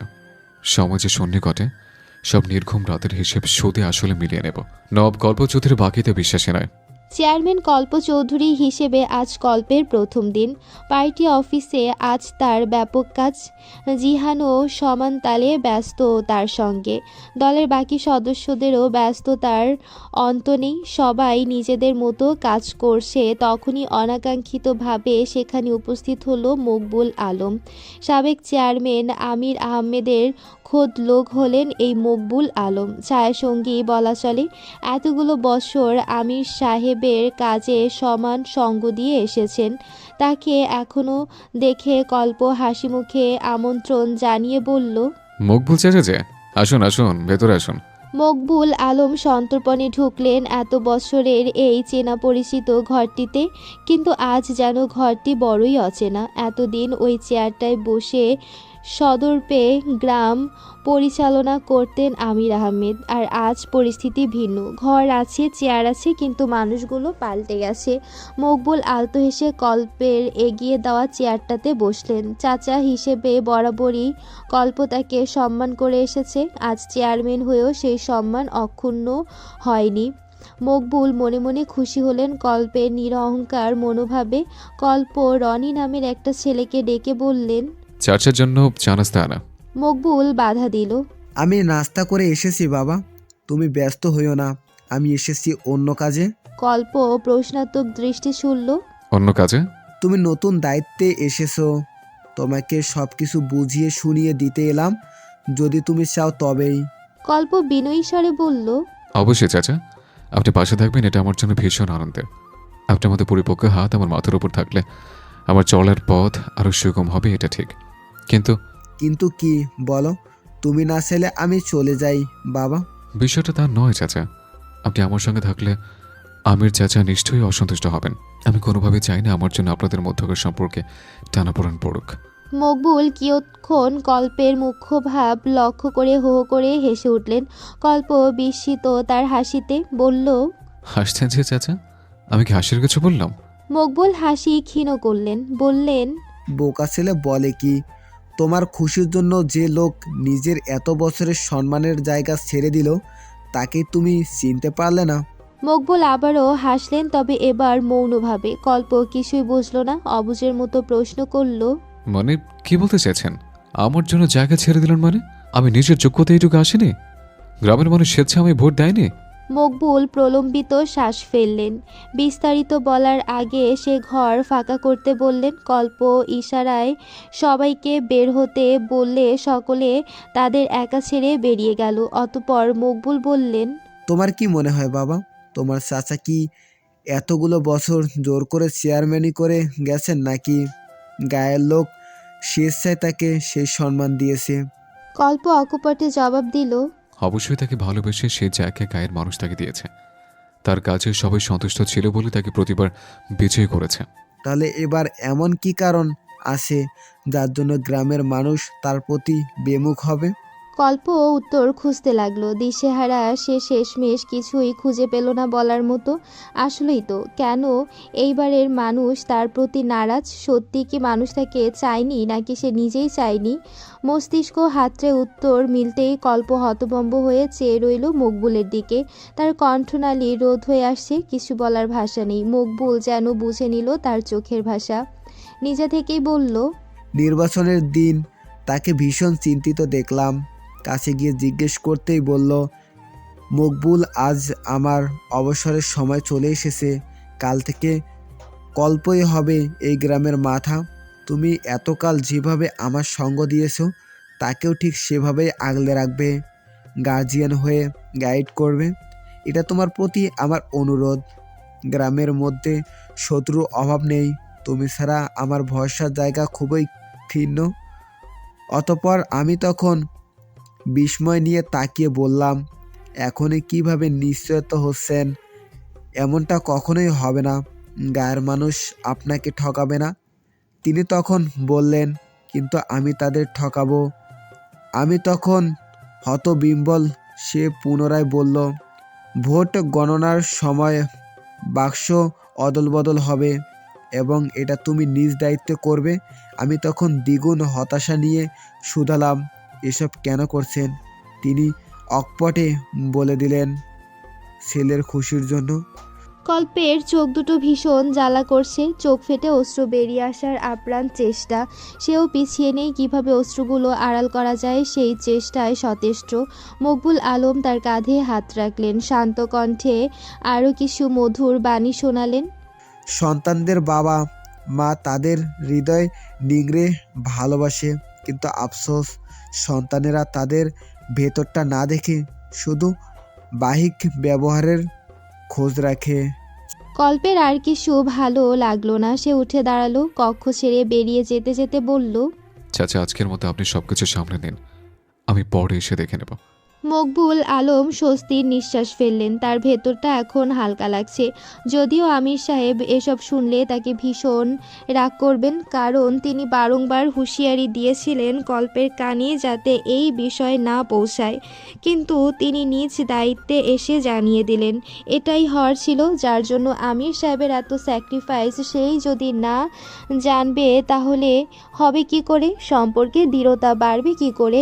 এত বড় সত্যি কিছুতেই মকবুল নিজের মধ্যে চেপে রাখতে পারছিলেন না। অগত্যা তাকে বলতেই হলো। জুবাইর চৌধুরীর মুখে হাসি নেই। ছেলেটা এত বেয়ারা কি করে হলো কিছুতেই ভেবে পান না তিনি। তার মতো একজন শান্তিপ্রিয় মানুষের পুত্র এমন ভেজাল মার্কা হয় কি করে? আশ্চর্য! একটার পর একটা ঝামেলা এই ছেলে লাগাবেই লাগাবে। এই যে এখন গো ধরে বসে আছে, ঘুঙুরের সঙ্গে বিয়েটা এগিয়ে আনতে হবে। বিয়ে না হোক, শুধু কাবিন করে রাখলেই চলবে। কিন্তু এই ভয়ানক খবর তিনি আমির সাহেবকে বলবেন কিভাবে? আমির সাহেব তো আগেই বলে দিয়েছেন নূপুরের বিয়ে হলে তারপর ঘুঙুরকে নিয়ে ভাববে। এই মুহূর্তে এই সংবাদ তাকে দিলে তিনি তেলে বেগুনে জ্বলে উঠবেন, এটা নিশ্চিত। জুবাইর চৌধুরী বন্ধুর ক্রোধকে ভীষণ ভয় পান। তিনি কিছুতেই এই সিদ্ধান্ত নিয়ে তার নিকট যেতে পারবেন না। এদিকে ছেলেটাও তার নাছোড়বান্দা। সকাল থেকে এই জায়গায় নিজেও বসে আছে, তাকেও বসিয়ে রেখেছে। বলেছে এখান থেকে উঠলে সরাসরি আহমেদ বাড়িতে যেতে হবে, নয়তো উঠতে পারবে না। খাদিজা বেগম ছেলে আর স্বামীর কাণ্ড দেখে অতিষ্ঠ। দুপুর গড়িয়ে গেল, অথচ তাদের ভাবের অদল বদল হলো না। শেষমেশ তিনি মুখ না খুলে পারলেন না, বিরক্তির রেশ ধরে বললেন, কি শুরু করলে তোমরা? এভাবে কি বিয়ে হয়? বাবা ছেলে এক জায়গায় বসে অনশন করলেই সমাধান হয়ে যাবে? একটা সিদ্ধান্তে আসতে হবে তো। কল্প বাপের দিকে আঙ্গুল তুলল। এটাই তো সকাল থেকে বাবাকে বোঝাতে পারছি না। এবার তুমি একটু বোঝাও না, আমার ডিসিশন ফাইনাল। খাদিজা কপাল চাপড়ালেন, দাঁতে দাঁত চেপে বললেন। নির্লজ্জ ছেলে একটা। আমির ভাই এসব শুনলে কি ভাববেন? কুহু পাশ থেকে ফোড়ন কেটে বলল। ভাববেন তোমার তার হবু মেয়ে জামাইয়ের কত বড় মাপের বেহায়া। কল্প হাত উঁচিয়ে কুহুকে তাড়া করতে সে দৌড়ে পালিয়ে গেল। খাদিজা ছেলের পাশে এসে বসলেন, পিঠে হাত বুলিয়ে বললেন। শান্ত হ, এভাবে সিদ্ধান্ত নেওয়া যায় না। সেদিন কথাবার্তা হলো, আমির ভাই কত সুন্দরভাবে সব কিছু মেনে নিলেন। আজ আবার তুই নতুন ঝামেলা শুরু করতে চাইছিস? তোমরা তার কাছে যাবে কিনা বলো, নয়তো আমি চললাম। কল্প সোফা ছেড়ে উঠতে নিলেই হাই হাই করে উঠলেন খাদিজা। কি করছিস? এমনটা করে না বাবা, আমরা যাব তো, একটু ধৈর্য ধর। কল্প উঠে দাঁড়ালো, একরোখা কণ্ঠে বলল। সন্ধ্যা 7টা অবধি সময় দিলাম, তার মধ্যে তোমরা গেলে যাবে, নয়তো আমি যা ভালো বুঝবো তাই করব। আর কিছু শোনার প্রয়োজন বোধটুকু করল না সে, হনহনিয়ে চলে গেল নিজের ঘরে। খাদিজা বেগম স্বামীর পানে অসহায় দৃষ্টিতে তাকিয়ে। জুবায়ের চৌধুরী নিজেও চরম হতাশ। আমির সাহেব ক্রোধে ফোঁস নিঃশ্বাস ফেলছেন, সমানে পায়চারি করে চলেছেন ঘর জুড়ে। সন্ধ্যার পর ঠিকই জুবায়ের চৌধুরী ও খাদিজা এসেছিলেন এ বাড়িতে, জানিয়ে গেছেন কল্পের সিদ্ধান্ত। সেই থেকে উত্তপ্ত হয়ে আছে আমির সাহেবের মেজাজ, কিছুতেই যেন ঠান্ডা হয় না। নলিনা বেগম বিছানা ঝাড়তে ঝাড়তে স্বামীর হাবভাব দেখছেন। অগত্যা বললেন। এ তো রেগে দেখার তো কিছু নেই, বিয়ে যখন হবেই তখন দুদিন আগে হলে ক্ষতি কি? তাছাড়া শুধু তো কাবিন হবে, আমরা ঘরের লোক ছাড়া কেউ তো জানছে না। নূপুরের বিয়ে ঠিক হলে তখন না হয় ধুমধামে একসঙ্গে দুটোকেই তুলে দিলেন। আমির সাহেব তেতে উঠলেন। তুমি আবার তুই বেয়াদবের পক্ষ নিচ্ছিস? নলিনা বিরক্ত হলেন। এতে পক্ষ নেওয়ার কি আছে? কল্প ঠিক সিদ্ধান্তই তো নিয়েছে। নূপুর মাস্টার্স পাস করে ভালো চাকরি করতে চায়, নিজের পায়ে না দাঁড়িয়ে সে বিয়ে করতে চায় না। এখনও গ্র্যাজুয়েশন কমপ্লিট হতে আরও ঢের বাকি। কতদিন অপেক্ষায় থাকবে কল্প? ওর তো বিয়ের বয়স হয়েছে অনেক আগেই। তাছাড়া ঘুঙুরের বয়সও অনেক কম। আবেগের বশে যদি কখনো উল্টাপাল্টা কিছু সিদ্ধান্ত নিয়ে ফেলে। আমিও কল্পের সঙ্গে সহমত, ওদের কাবিনটা অন্তত হওয়া উচিত। আমরা বাবা মা হয়ে সব কিছু জেনে বুঝে কতদিন ওদের হারাম রিলেশনে ঝুলিয়ে রাখতে পারি? কল্প তো ভালো কিছুই চাইছে। আমির সাহেবকে কিছু বলতে দেখা গেল না, তিনি সেভাবেই পায়চারি করছেন। নলিনা একটা দীর্ঘশ্বাস ফেলে শুয়ে পড়লেন। আপনি কি সব শুরু করলেন? বাবা রেগে আগুন। আপনার এসব বাড়াবাড়ির জন্য শেষ পর্যন্ত আমাদের বিচ্ছেদ না হলেই হয়। থাপড়ে তোমার গাল লাল করে ফেলবো বেয়াদব। যেখানে আমি সম্পর্কটাকে যত দ্রুত সম্ভব একটা পর্যায়ে নিতে চাইছে, সেখানে বিচ্ছেদের কথা মুখে আসে কিভাবে তোর? মনে মনে এটাই চাস নাকি? প্রেমের মজা শেষ, আবেগ শেষ, এখন আর ভাল লাগে না? এনেই বেনেই বিয়েতে বাগড়া দিতে চাচ্ছিস? ঘুঙুর হতবম্ব নেত্রে চেয়ে রইল। ফোনের ওপাশ থেকে বলা কথাগুলোর মর্মার্থ এতটাই কঠিন ছিল যে তার বুঝতে বেগ পেতে হচ্ছে। সে কম্পিত কণ্ঠে বলল। কি বলেন? আমার বুঝতে অসুবিধা হচ্ছে, নিজের কানকেই বিশ্বাস করতে পারছি না। ওকে ফাইন, আপনার যা খুশি করুন, আমি আর বাধা দেব না। কিন্তু মনে রাখবেন, আপনার এসব বাড়াবাড়ির জন্য যদি কোনো রকম ছুটি আসে, সেই ক্ষেত্রে বিন্দুমাত্র সাফার আমি করব না। তার সম্পূর্ণ দায়ভার থাকবে আপনার। ভালো থাকুন। ফোনটা কেটে দিল ঘুঙুর। ঘন ঘন শ্বাস নিচ্ছে সে, দম বন্ধ লাগছে। কল্প এভাবে বলতে পারলো তাকে? সে তো তাদের সম্পর্কের কথা ভেবেই চুপ থাকতে বলছিল, ইচ্ছে করে বিয়ে পেছাতে তো চায়নি।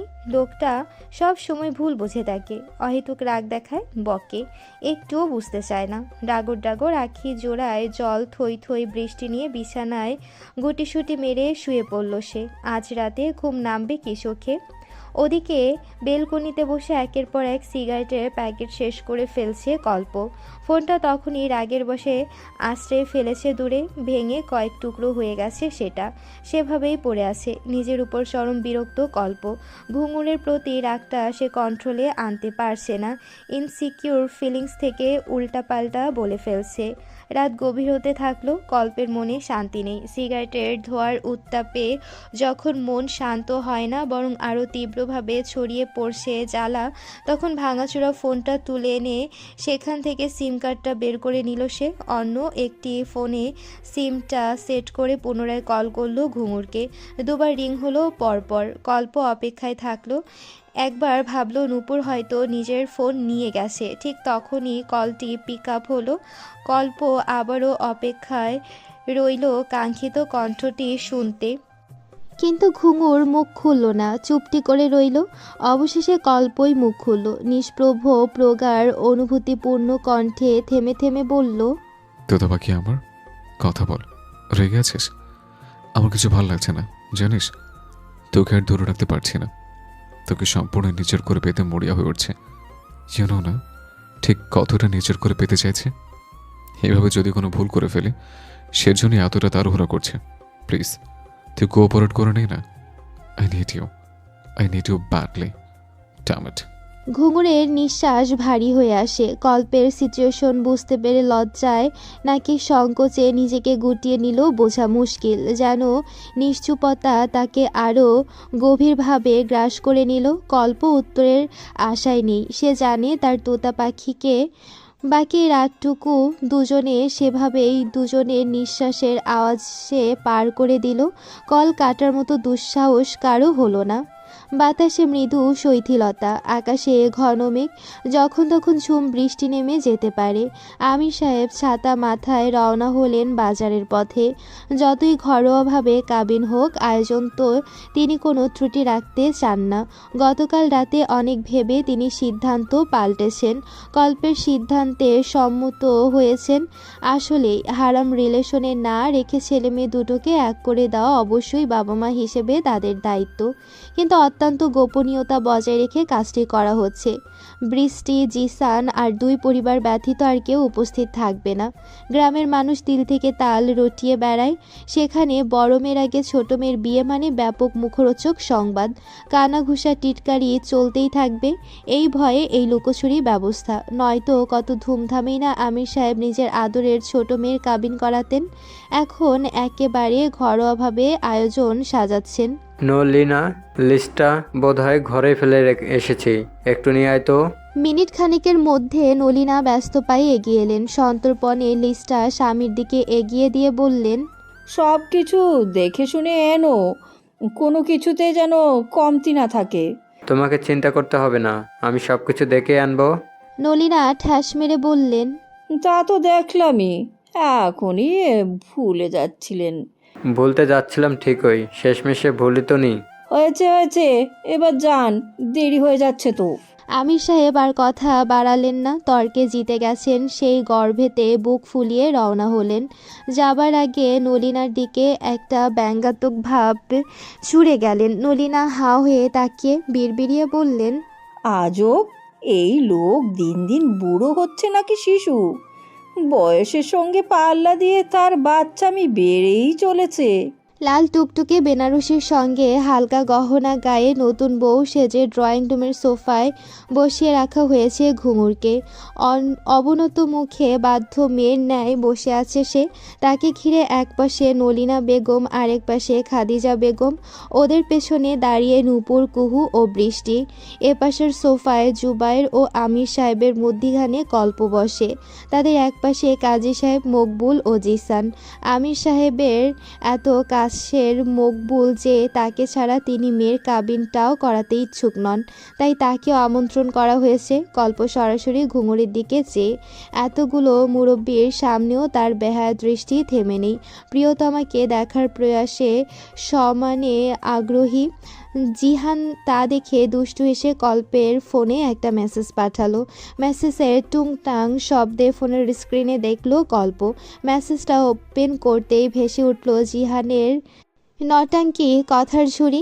ভাই সামলে, দৃষ্টিটা একটু তো সামলাও, তুমি তো ছেলে জাতির ইজ্জত লুটে নিচ্ছ।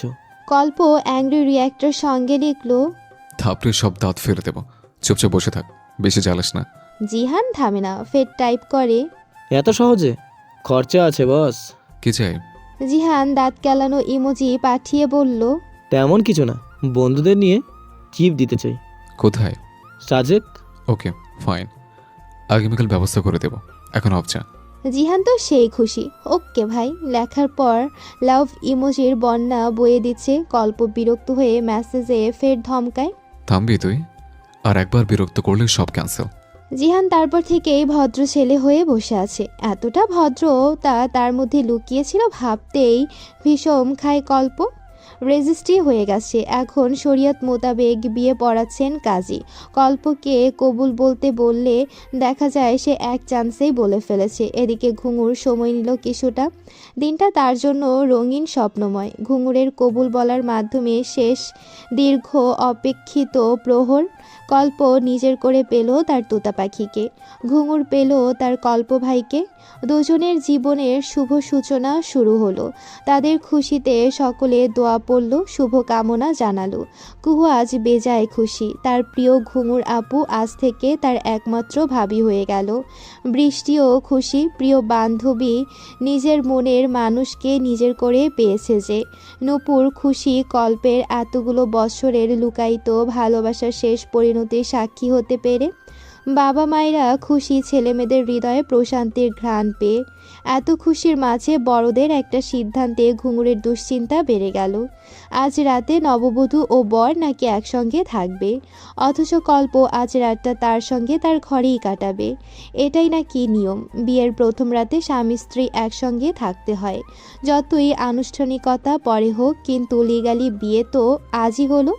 হিসেব মতে আজ তাদের বাসরাত। ঘুঙুরের হাত পা জমে আসছে। এমনটা না হলেও পারত। কল্পকে কিভাবে সামলাবে সেটা ভেবে ভেবে বিপি বাড়িয়ে ফেলার জোগাড় হলো তার। তন্মধ্যে ঘরে ঢুকলো আবার বৃষ্টি ও কুহু। ওদের হাতে একটা দুধের গ্লাস, দুজনেই মুচকি মুচকি হাসছে। ঘুঙুর ভ্রু কুঁচকে বলল, কি হয়েছে? মতলব কি?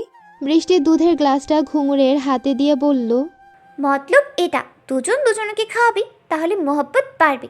আমার কথা নয়, আন্টিরা পাঠিয়েছে। ঘুঙুর লজ্জায় নত হলো ফের। কুহু তাকে আরও লজ্জায় ফেলতে ফোড়ন কেটে বলল, আহারে, মোহাব্বত কি কিছু কম ছিল? এই দুধের আবার কি স্পেশাল পাওয়ার হলো? সাধারণই তো লাগছে। এই ঘুঙুর আপু, তুই কি কিছু জানিস নাকি? ঘুঙুর কুহুর কান টেনে ধরল, বলল, পাজি দুটো এখনই বেরো। বৃষ্টি কুহুকে ঘুঙুরের থেকে উদ্ধার করে বলল, চল চল, এখন এখন আর আমাদের দাম নেই। বিয়ে হলে মানুষ এভাবেই পর হয়। কবুল বলতে না বলতেই বান্ধবী আমার বর ছাড়া চোখে আধার দেখে। যাই বল, তার দৃষ্টির আলো ফিরিয়ে দেই।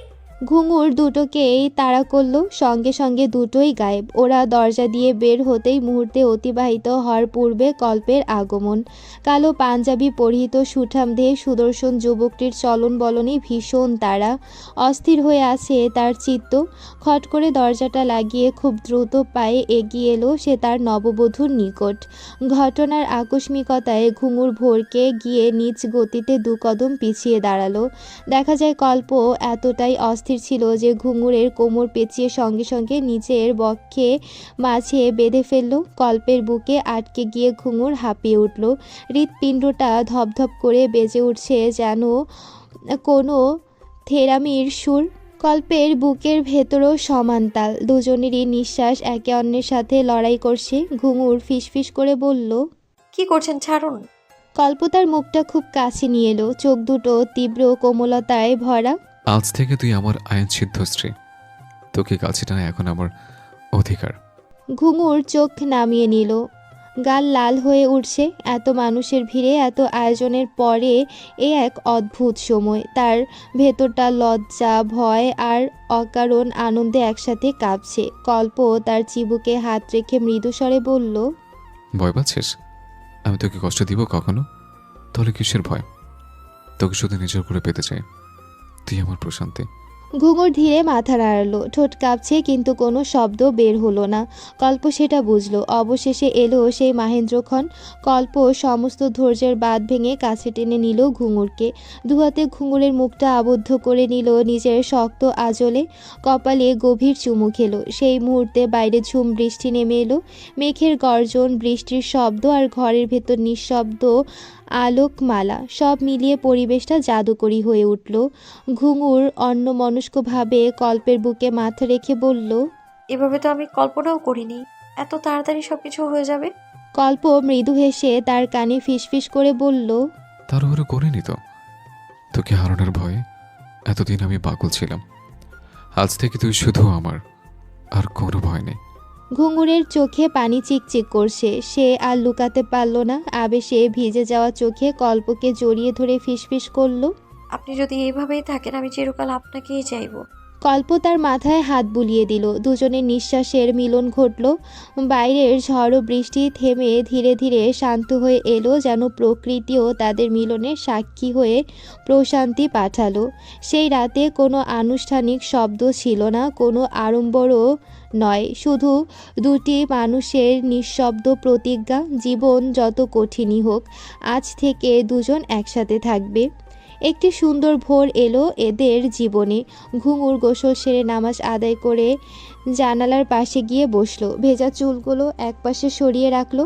কল্প ঘুমিয়েছিল, তবে বেশিক্ষণ পারল না। জানালার ফাঁক ফোকর দিয়ে ধেয়ে আসা আলো এসে জেগে উঠল। আবিষ্কার করলো নতুন এক সকাল, যে সকাল অন্য দিনের মতো নয়। কিছু ভিন্নতা আছে পূর্ণতা। বিছানা ছেড়ে আলগোছে নেমে সে তার নববধূর নিকট এগিয়ে গেল। ঘুঙুর এখনও টের পায়নি তার উপস্থিতি। সেই সুযোগটাই কাজে লাগালো কল্প। পেছন থেকে ঘুঙুরের উন্মুক্ত পিঠে মুখ গুজে দিয়ে খুব নিকটে জড়িয়ে নিল। ঘুম জড়ানো কণ্ঠে বলল, কি ভাবছিস? ঘুঙুর মৃদু হেসে বলল, ভাবছি তোতা পাখি তো খাঁচায় থাকলে গান করে না, মুক্ত আকাশেই গান করে। আমি যদি আপনার কাছে বন্দি হই তবে কি গান হারিয়ে ফেলবো না? কল্পকে আরেকটু শক্তভাবে জড়িয়ে নিয়ে দৃঢ় কণ্ঠে বলল, তুই বন্দী হবি না, আমি তো করতে দেব। শুধু চাই প্রতিটা উড়ানে আমি থাকি তোর পাশে। ঘুঙুরের আদলে ফুটে উঠল এক চিরস্থায়ী হাসি। সে তো জানে তার কল্প ভাই স্বৈরাচারী, অত্যাচারী নয়। সে তাকে স্বাধীনভাবে বাঁচতে দেবে, তবুও একটু নিশ্চিত হওয়ায় আর কি। সেদিন থেকে শুরু হলো তাদের নতুন জীবন। ভালোবাসার, ঝগড়ার, অভিমান মেশানো এক রঙিন গল্প। কল্প পেল তার তোতা পাখি, আর ঘুঙুর পেল সেই ডানা যেটা তাকে নিরাপদে আকাশে উড়তে দেবে। শেষমেশ দুজনের গল্পটা দাঁড়িয়ে গেল এক লাইনে, তোতা পাখি আমার, আমি আছি তোর আকাশ হয়ে।